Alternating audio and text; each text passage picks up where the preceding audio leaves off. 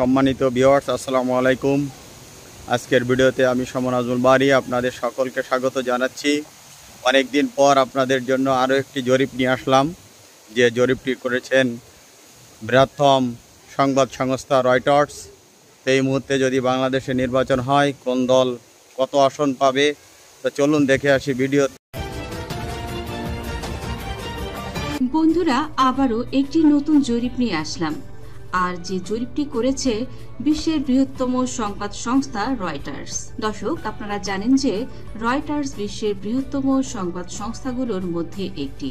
German Baron পল Reuter দ্বারা লন্ডনে প্রতিষ্ঠিত হয়েছিল, আর এই রয়টার্স সংবাদ মাধ্যমে সম্প্রতি একটি জরিপ করে, আর যে জরিপটি করা হয়েছে প্রায় 40,76,000 ভোটারের মাঝে। আর এই জরিপকে বলা যায় একটি বিশাল জরিপ, যে জরিপে অপশন হিসেবে ছিল বাংলাদেশের 6টি রাজনৈতিক দল। বাংলাদেশের সকল রাজনৈতিক দলগুলোই আগামী জাতীয় নির্বাচনে প্রচারণা শুরু করেছে। তাছাড়া প্রতিটি রাজনৈতিক দলগুলোই এবছরের ডিসেম্বরে বা আগামী বছরের জুনের মধ্যে নির্বাচন চায়। তো এরই উপর ভিত্তি করেই কবে নির্বাচন হবে এবং এই নির্বাচন অবাধ, সুষ্ঠু, নিরপেক্ষ হলে কত আসন পাবে এবং কোন দল বর্তমানে রাষ্ট্রীয় ক্ষমতায় যেতে পারবে, এই নিয়ে সম্প্রতি যে জরিপটি করা হয়েছিল সেখানে অপশন হিসেবে রাখা হয়েছিল বাংলাদেশের 6টি প্রধান রাজনৈতিক দলকে।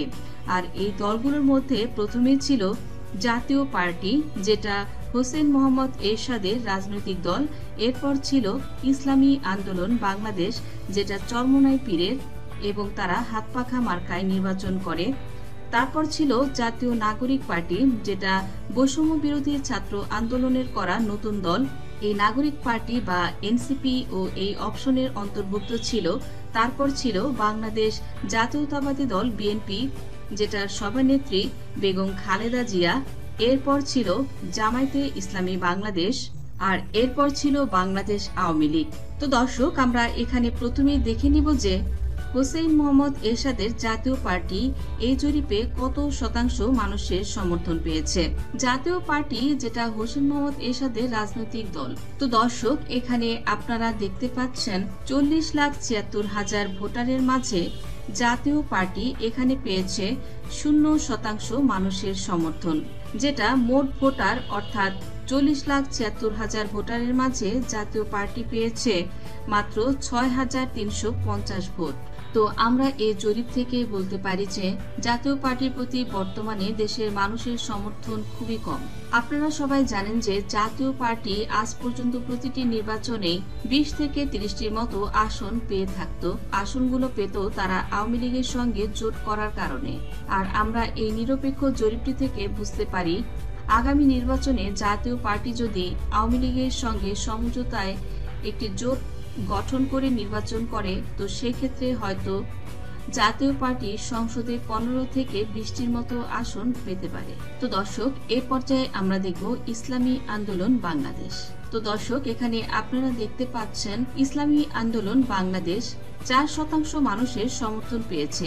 যেখানে মোট ভোটার ছিল 40,76,000, সেখানে ইসলামী আন্দোলন বাংলাদেশ তারা পেয়েছে 1,63,040 ভোট। অর্থাৎ বাংলাদেশের 4% মানুষ তারা মনে করছে আগামী নির্বাচন অবাধ, সুষ্ঠু, অংশগ্রহণমূলক হলে তারা ইসলামী আন্দোলন বাংলাদেশকে সমর্থন করবে।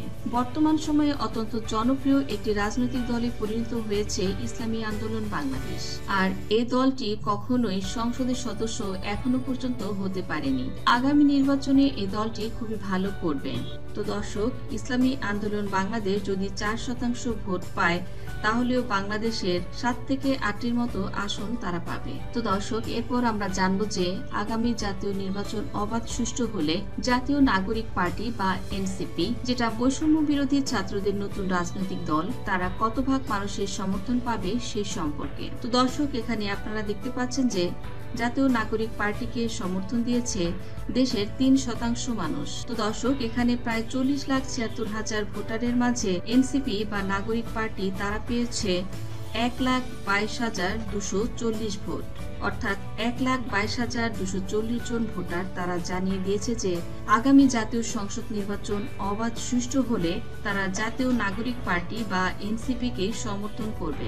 তো দর্শক, আগামী নির্বাচনে এনসিপি বা জাতীয় নাগরিক পার্টি তারা সংসদে হয়তো 3 থেকে 4টির মতো আসন তারা পেতে পারে। তো দর্শক, এ পর্যায়ে আমরা দেখব আগামী জাতীয় নির্বাচনে বাংলাদেশ জাতীয়তাবাদী দল বিএনপি, এই বিএনপির পক্ষে দেশের কত শতাংশ মানুষ সমর্থন দিয়েছে। তো দর্শক, এখানে মোট ভোটারের 40,76,000 ভোটারের মাঝে 3,66,840 ভোট পেয়েছে বাংলাদেশ জাতীয়তাবাদী দল বিএনপি। এখানে আপনারা দেখতে পাচ্ছেন এই 9% মানুষের সমর্থন পেয়ে বিএনপির কিন্তু আগামী সংসদ নির্বাচনে ভালো করার সম্ভাবনা একেবারেই নেই। আর তাদের পক্ষে জাতীয় সংসদে খুব অল্প আসন পাওয়া সম্ভব হবে, তবে সেটি 40 থেকে 50টির বেশি কখনোই হবে না। তো দর্শক, এ পর্যায়ে আমরা দেখব বাংলাদেশ জামায়াতে ইসলামী এই জরিপে কত শতাংশ মানুষের সমর্থন পেয়েছে। তো দর্শক, আপনারা দেখতে পাচ্ছেন মোট ভোটার অর্থাৎ 40,76,000 ভোটারের মাঝে বাংলাদেশ জামায়াতে ইসলামী এখানে পেয়েছে 20% মানুষের সমর্থন।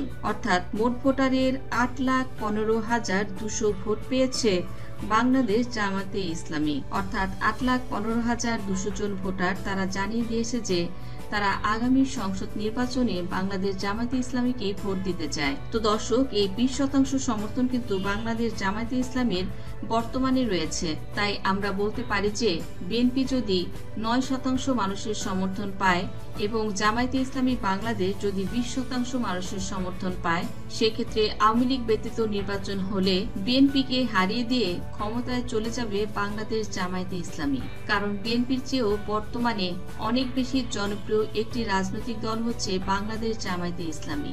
জামায়াতে ইসলামী কিন্তু 20% মানুষের সমর্থন নিয়ে সংসদে প্রায় 70 থেকে 80টির মতো আসন পাওয়া সম্ভব হতে পারে। তো দর্শক, এ পর্যায়ে আমরা দেখে নেব যে বাংলাদেশ আওয়ামী লীগকে ক্ষমতায় দেখতে চায় বাংলাদেশের কত ভাগ মানুষ সে সম্পর্কে। তো দর্শক, এখানে আপনারা দেখতে পাচ্ছেন যে এখানে মোট ভোটার ছিল 40,76,000, সেখানে বাংলাদেশ আওয়ামী লীগ একাই পেয়েছে 25,67,880 ভোট।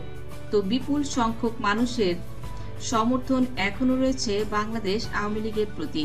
অর্থাৎ মোট ভোটারের 25,67,880 জন ভোটারই তাদের সমর্থন রয়েছে বাংলাদেশ আওয়ামী লীগের প্রতি। আওয়ামী লীগ যদি নির্বাচনে অংশগ্রহণ করে তো সেক্ষেত্রে আওয়ামী লীগ হয়তো সংসদে 180 থেকে 190টির মতো আসন তারা অনায়াসে পেয়ে যাবে এবং বাকি আসনগুলো বিএনপি, জামায়াত এবং অন্যান্যদের জন্য আওয়ামী লীগকে ছেড়ে দিতে হবে। তো বন্ধুরা, আগামী জাতীয় নির্বাচন সুষ্ঠু, নিরপেক্ষ এবং অংশগ্রহণমূলক হলে আপনি বাংলাদেশের কোন রাজনৈতিক দলকে ভোট দিয়ে ক্ষমতায় বসাতে চান কমেন্টে লিখে জানান। আর অবশ্যই আপনি আপনার প্রিয় দলের সাপোর্ট করুন। ধন্যবাদ দর্শক সম্পূর্ণ ভিডিওটি দেখার জন্য।